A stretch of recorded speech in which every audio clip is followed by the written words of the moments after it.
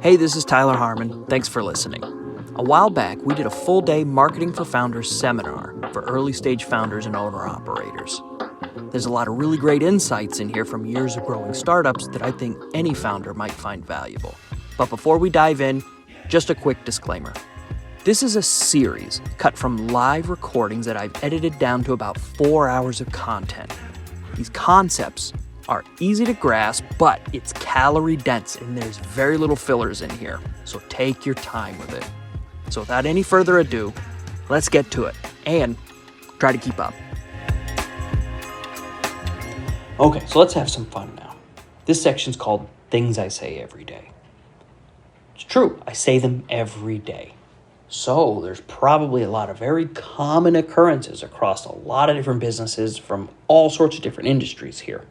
Said you're probably not going to agree with every single thing I say here, so just keep that in mind. And there's a whole bunch of these here that I say all the time, so I'm just going to bang them out one at a time. First one, build a better mousetrap and the world will beat a path to your door. This was said by Ralph Waldo Emerson in like the 1880s. Problem with this saying is it's just not true. And let's use an example of how this isn't true. I'm not just going to cherry pick one of these. Let's talk about mousetraps, actual mousetraps. So, around 1900, the one that everybody knows, it was called the snap trap. That came out around 1900. Very successful. There's a whole lot of variations of that are out right now. It was the one with the piece of wood and the spring and the little thing you put the cheese as the trigger and the thing comes over and hits them. That's the snap trap. So, 40 years later, the Little Champ came out. It was the better mousetrap that the world was supposed to beat a path to its door. This advanced design, it was a huge failure. Probably a couple of reasons. One, people were used to throwing out their old mousetrap because it had the mouse in there. Maybe they didn't want to throw it out. This thing was twice the cost. And also, it just looked fancier. So people were probably hesitant to throw it out compared to this very simple design. So, yes, more expensive. But honestly, if you ask me, even if it was the same exact price, the fact that it looked fancier, people were probably going to be hesitant to throw it out. How that saying should have gone is build a better mousetrap, and most people still won't care at all. Plus, this new one, just Google it, Little Champ Snap Trap. This was not some monumental shift in improvement. It was an improvement, but not big enough. You're still killing a mouse in your house, so why change it that much? Maybe if it was big enough of a change, like it was more humane or something like that, it would make a difference. But the takeaway here is, if you're gonna build a better mousetrap, make it worth everybody's time. Okay, next one. This is kind of a joke. If you had a restaurant where you could choose one advantage over the other restaurants in your city, what would it be?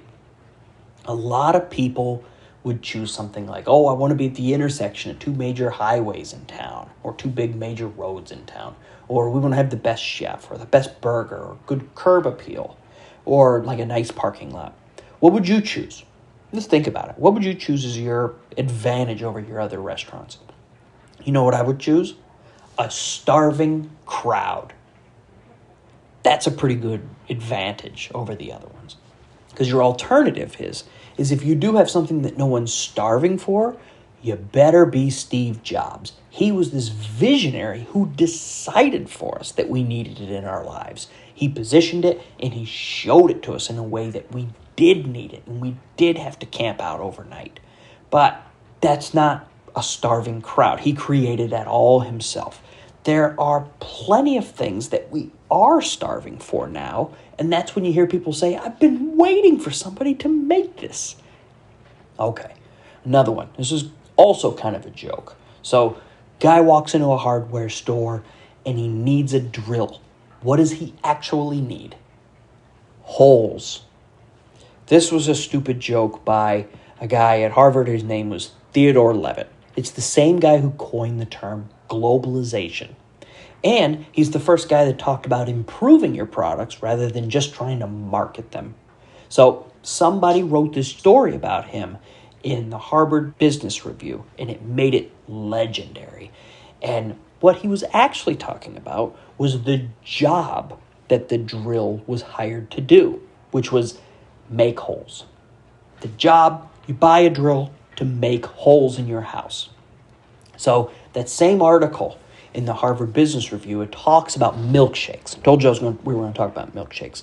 So turns out that they were studying people in McDonald's or something, and they were watching them buy milkshakes. And it started in the morning. People were buying these things when they're going on their commute as breakfast, these milkshakes.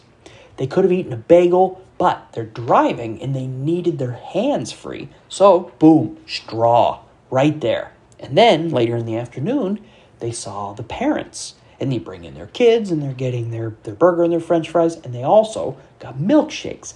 They hired these milkshakes for the job of finally being able to say yes to their kids.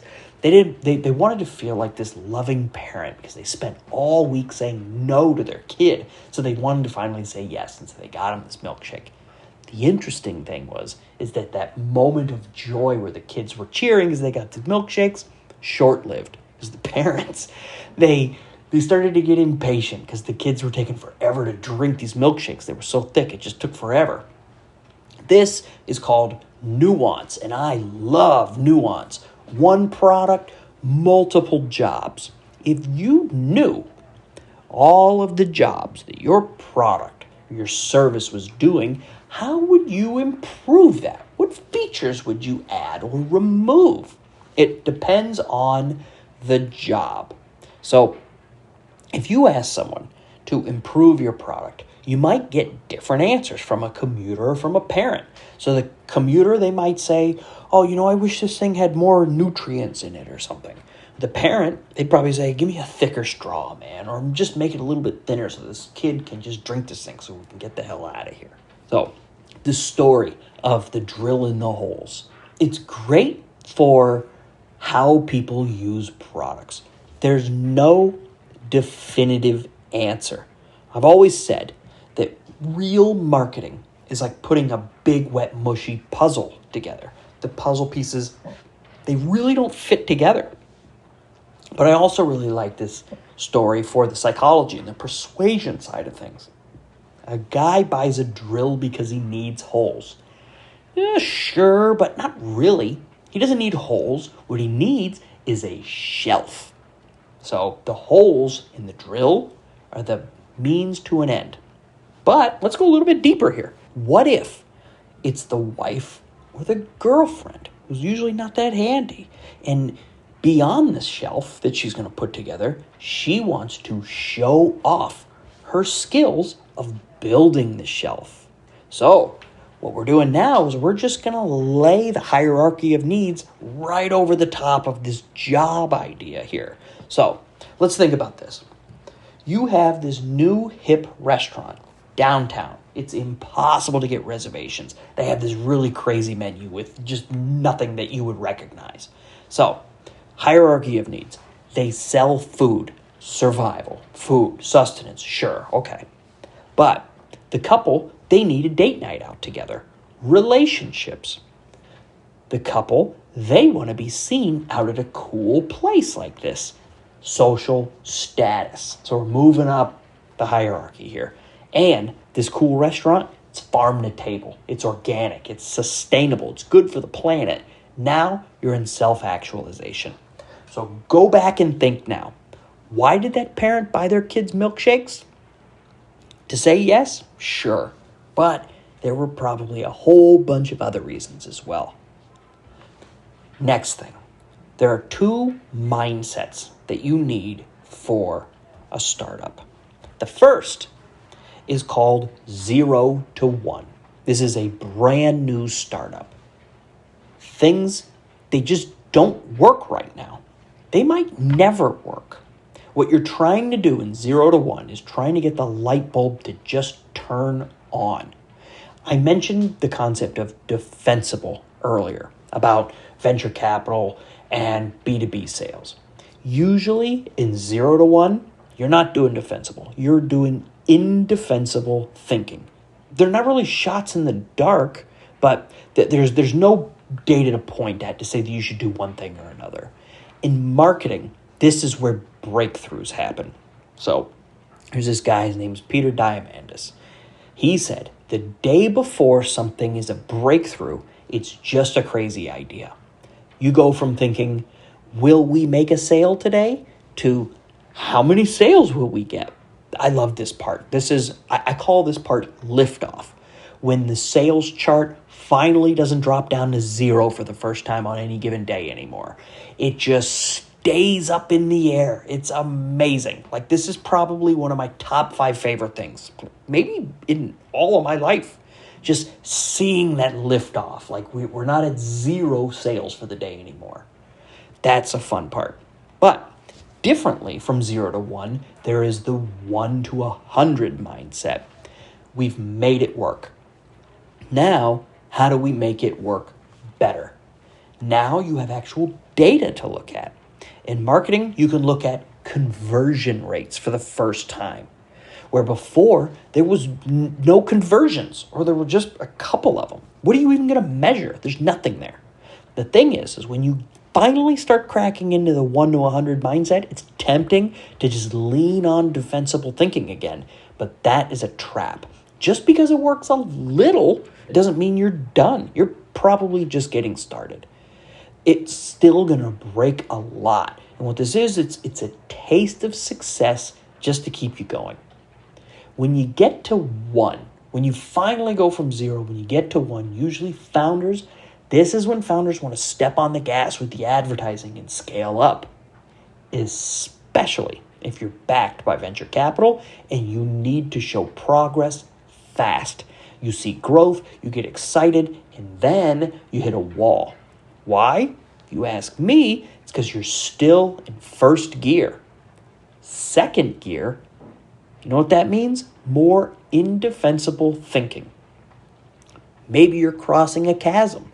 Maybe there's a different job that the masses need your product to do versus the early adopters. Now, look at this. We're getting into real recall here. All these ideas are starting to come together like I told you that they would. In computing, this is called layers of abstraction. Once you understand one idea, you can just build another one right on top of it. With computers, it used to be like these old school computers, that there was no numbers on it. It was just light bulbs that would just turn on and off. Then those light bulbs, they turn into ones and zeros. Those were called bits. But then you put those ones and zeros together, you get bytes. And now you can form letters and numbers. Usually it was, you would see 8 ones and zeros together. That was what a byte was. So, fun fact, a kilobyte is 8 times larger than a kilobit, because the bit was just 1, and 8 of those makes a byte to make an actual letter or a number. So usually we measure how big a file is in megabytes. But then you got Verizon and AT&T and these data companies, they got really sneaky and told you how many megabits you can download. What's bigger, 8 megabytes a second or 64 megabits? That's what they did there. Anyways, bits, bytes, then you can form words with these letters. Once you have words, then you can make commands with the words. And once you have commands, then you can write code. Then you can have user interfaces. Then you can have graphical interfaces. Then you can have windows. And then everything starts from there. That's layers of abstraction. That's what we're doing here. Sorry, I digress. Okay, next thing that I say every day is what I call the messaging triad. There's 3 things here. There's the value proposition, the unique selling position, and the elevator pitch. So, value proposition. I always think about the Ginsu knife from the 90s. It's so sharp it can cut through a shoe. The great thing here is I didn't know that I needed a knife that can cut through a shoe, but now I gotta have it. This is classic home shopping network stuff. You didn't know you were looking for it. They just showed you the value of this so much, and now you just have to have it. The next one is the unique selling position. This answers the question, what's so special about you?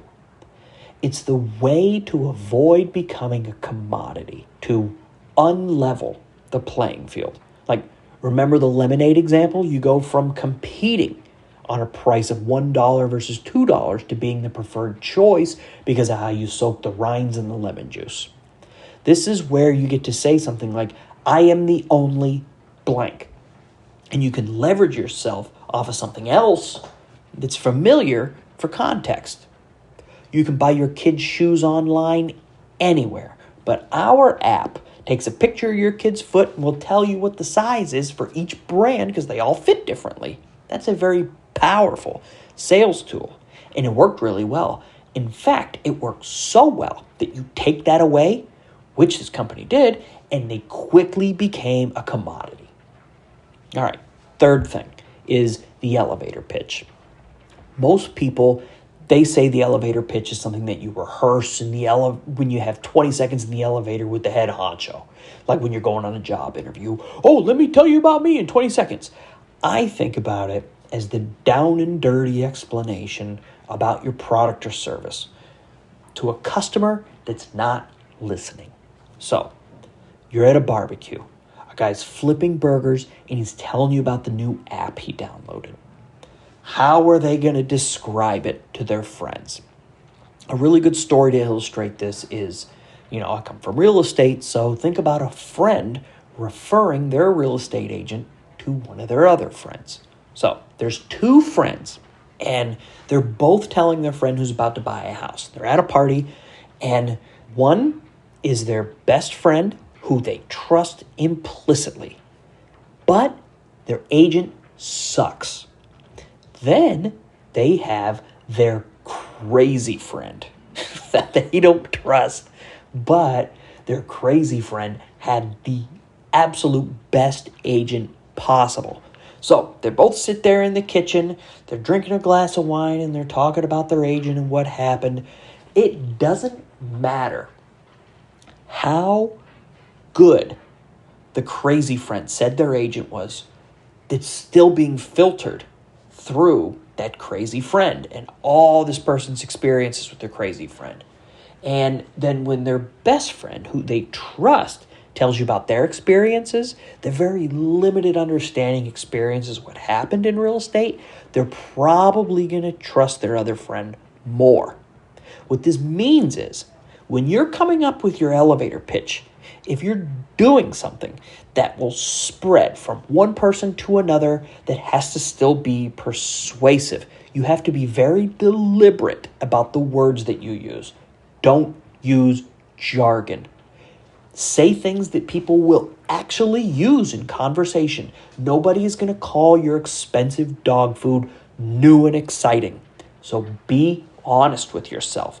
The good news is that when it comes to the elevator pitch and the right words and being deliberate, your competitors, they're busy having ChatGPT write their ad copy. So if you just take a few minutes to think about this, you're going to be way ahead of the game. So here's a key idea when you think about this messaging triad with the value proposition, the unique selling position, and the elevator pitch, is that there are probably several of each for your products. It all depends on the different jobs they're being hired and who's hiring them and where they are on the hierarchy of needs for that product. You could end up with dozens. All right, this is a saying in our family that we say all the time. It's all things being equal, people do business with people they like. All things not being so equal, people still do business with people they like. This could mean a lot of things. Here's a few things that it could mean. It could just mean be nice. In business, this could be your customer service. It worked for Tony Hsieh at Zappos to build amazing customer service. It could just be your persona or your voice, the way your ads come across. Like, makes me think of Ryan Reynolds in Mint Mobile. The other thing that this could mean is that be fun and interesting. Like, if you have to choose a cereal box design between Fiber One and Fruit Loops, let your competition be the people that are too afraid to be interesting. Let them be fiber one. And you go ahead and you put the maize in the word search on the back of the cereal box. Let them talk about our farmers. They think about 3 things with their wheat. Let them do that. You be fun. The third thing this could mean is that you're building relationships with the people who like your brand. What that means to me is that you're not going to know all your customers, but your customers, they know your brand. This is something that I call a unilateral relationship. They know your brand. They may actually know you personally, founder, your interests. This happens all the time. People are surprised. Yeah, I know him and his dogs and his kid and his wife and a story and where he's from. They know these things about the founders because this becomes so ingrained in their own DNA about their brands that they like. These relationships, they're cultivated and they grow stronger over the years if you really work hard about this. This is as valuable as it gets. What it also means, you don't have to compete on price anymore. All things being not so equal, people still do business with people they like. That's a big one. So, another belief that we have in our family, this is something that we call the rule of thirds. It's not the photography rule of thirds on how you frame a shot. This is different. 1/3 of the people will love you. 1/3 of the people are going to hate you. And the other third, they're just going to look at you and go, huh? Not only are you not for everyone, you don't need 100% of the market. You'll never get it. You'll never get 100% of the market. So stop. You're not for everyone. Now, knowing that you're not for everyone and that you will never get them, you have permission to be you because you're not losing anybody here because you never had it. This means is that people are going to hate you and what you stand for just because you showed up. Do not cater to them. Do not think about them when you decide on your products, your service, your message, nothing. Don't think about these people that are going to hate you.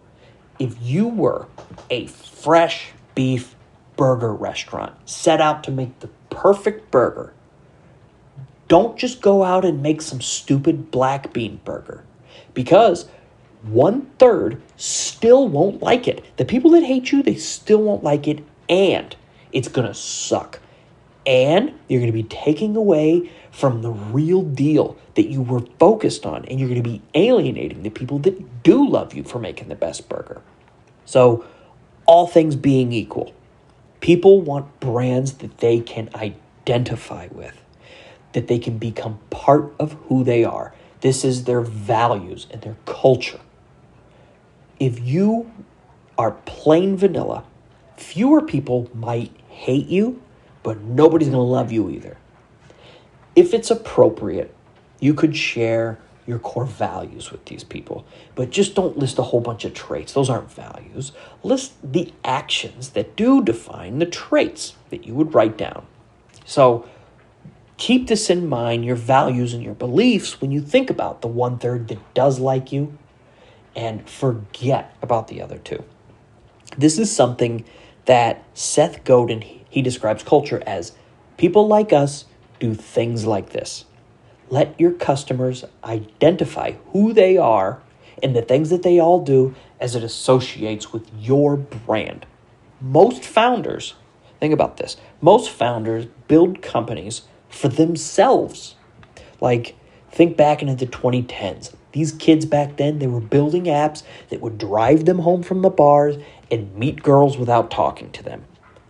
What's your business? You should be able to talk directly to them about themselves, which is probably also you. Not to mention, with the venture capital people tightening their belts, they're refining their scope. Remember the niche that we talked about? Make sure they know which bucket that you fit in. And then another thing, one of my favorite copywriters said about this when it comes to the rule of thirds is the risk of insult is the price of clarity. So you're going to insult people either way. Make sure that you're not trying to cater to them when you're trying to be very clear about who you are and who you're talking to. All right, the next one is cost versus value. How do you determine what to sell something for? If you're a restaurant, it's about a 300% markup. Food cost, overhead, labor, it leaves a 10% margin. It's called the 30-30-30-10. That's how you cost things out. Maybe it's the going rate. Like if there's competition, that's what they charge, that's what you got to charge too. But maybe not. I live in LA and you go from one gas station to the other. Some are just like $1 more expensive and people are still buying it. What do they know about that gas that I don't know? Why is one gas station charged $5 and the other one is $4? I don't get it. Sometimes you can do that for pricing, but sometimes it's not a good system for that. Sometimes it's worth way more than what it costs. Maybe it's something that's rare. Or if it's a pair of Ray-Ban sunglasses. You know what these things cost? They're like 50 cents to make and they charge them for 100. Or the other side, maybe it's not even worth what it costs to make. Maybe it was over-engineered. Like, could you make toilet paper that was 5 times more expensive and charge 5 times the price? I don't know. Maybe it costs a lot to advertise and bring in those customers, and that eats huge into your margins. Or maybe you got to sell these products person to person with real salespeople. If that's the case, then you have to raise your price even more. But if there's more value to something than it costs, it's a bargain. To be clear, it's not that it's cheaper than another product. If they get $25 worth of value or joy or something out of something they spent $15 on, then it's valuable. Think about this. The excitement you get of thinking about winning the lottery. That's worth way more than the $1 you paid for the lottery ticket, especially if you held on to that ticket for a long time before the numbers were drawn. You're sitting there and you think about all the things you're going to buy when your number comes in. What a rush for $1. Thanks for listening. Next episode, we're going to get into some dangerous landmines to steer clear of in your business and how to avoid the, man, I really wish you didn't spend your money on that conversation, and a great story about Frank Sinatra and a meatball sub. In the meantime, if you have any questions, or suggestions, or need help with your own marketing, check out tylerharmon.com or the Rad Dad marketing website at raddadco.com.